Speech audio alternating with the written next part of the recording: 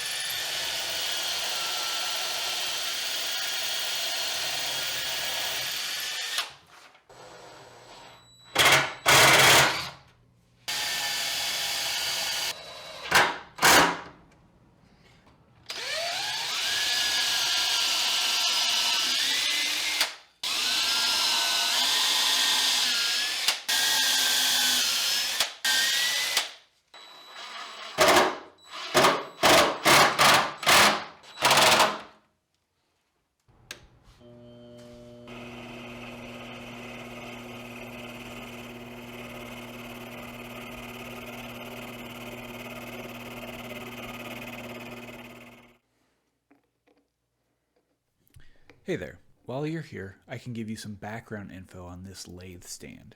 The stand is made from 8-quarter maple and is based off of a Japanese Low Sawhorse. I left a link in the description for a how-to on making your own. I sized the stand so it would raise the lathe to be roughly in line with my arm when it is bent to 90 degrees. I wanted to bring the tool to a height that would be more comfortable to work at while standing. This project has fairly simple joinery with 2 dado joints to hold the feet to the body, epoxy and a couple of screws to hold everything secure. For the finish, I did 4 coats of wipe-on poly followed with some wax. As for the lathe, it's from Sherline. It has 17 inches between the centers and a 3.5-inch swing over bed. I bought it so I could make furniture and hand plane parts like knobs or feet or bolts, things of that nature. That is something that will likely be featured in future videos.